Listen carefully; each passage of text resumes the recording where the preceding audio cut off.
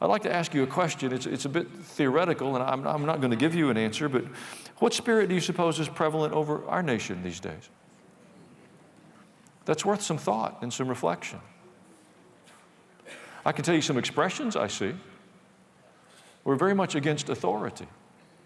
Lawlessness is flourishing. We refuse to submit to the most basic expressions of authority. We won't enforce our borders. We won't accept even federal law. We reject laws if we don't like them. Well, they're just immoral. Well, folks, we've submitted to a lot of immoral laws over our history. Some of them we have had the courage to reverse, some not. The overwhelming majority of us don't intend to submit to God. Simple things like not to forsake the gathering together of one another. Well, I don't have to be in a group of people to be a Christian. Well, okay. I'm sure you don't. You can become a Christian in the parking lot at the grocery store. I know that's true. I've helped people do that. But you won't find maturity in the Lord by yourself. Well, there's so many hypocrites. I know. Scoot over. We'll make room for one more. We'll squeeze you in. Come on.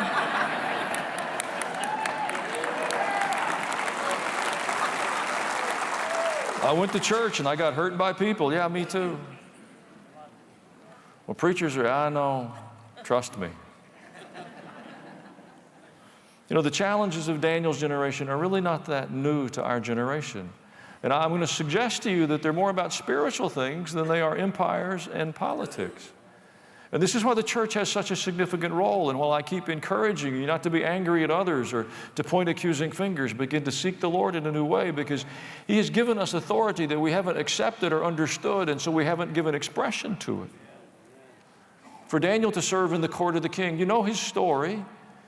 He's a Jew. He's born in Israel, but Jerusalem is overrun. Judah is overrun by the Babylonians. It's destroyed. The temple's destroyed. The population is slaughtered.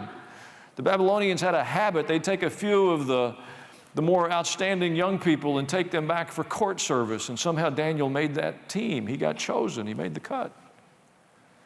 But to serve in the court of an ancient Near Eastern king, the men would be made eunuchs. Now, Daniel, that's a hard beginning for a young man, to have your nation destroyed, your God humiliated, your friends destroyed, your family disrupted.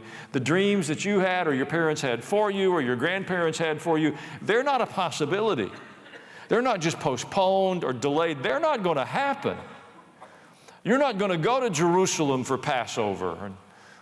You're not going to make those pilgrimages to Jerusalem. And the way your family has celebrated the faith, you're not going to celebrate your faith. There's not going to be a daily sacrifice. And your life's forever different.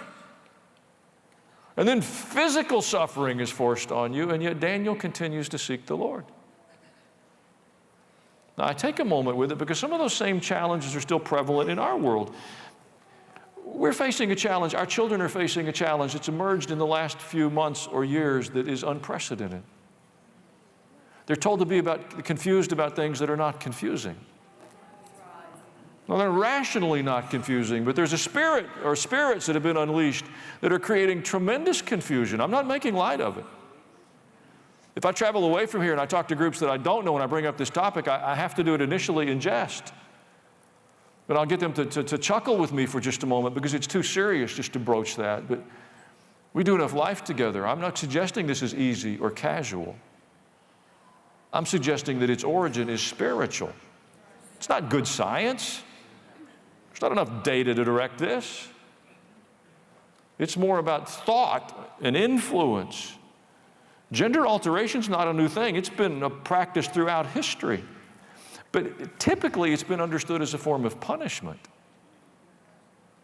as a form of mutilation, a form of diminishment, humiliation. My father was a veterinarian. I grew up around when animals are neutered, it's usually for one of two very clear purposes: to prevent reproduction or to significantly reduce their aggression. We are stunningly silent on this as a culture. And the church at the forefront of that silence. Men and women are created by God with unique abilities and are designed for unique contributions. That is true. Not lesser or greater, not more important or less. not elevated one above the other, both very important and both unique. Our children are being subjected to propaganda which leads them to confusion and frustration. It is rampant amongst us. It's not going to happen. It is happening now.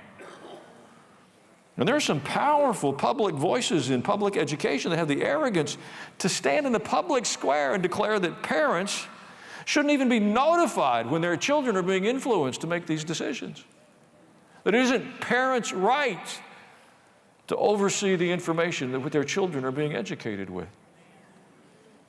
It's insane. We can't yield the authority over our children's lives to the state.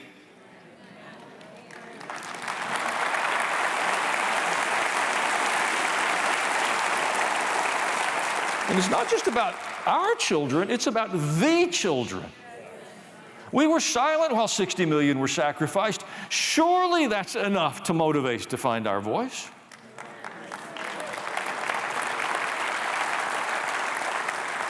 There is a spiritual struggle taking place. And the future of the generations who will follow us are going to be determined by our courage or the lack thereof. And we can't afford the luxury of just choosing to be distracted. That doesn't absolve us of our assignment to be faithful, to lead with our faith. You can't imagine yourself to be a person of faith and not be a faithful person. Hey, this is Pastor Allen. Thank you for watching this video. If you enjoyed it, like it, and most importantly, share it with your friends. If you want to be notified when there's new content, when we post new material, if you'll just subscribe to my channel and hit the bell, you'll get the notification. Most of all, I pray God blesses you as you continue on your spiritual journey and open your heart to the Lord. God bless.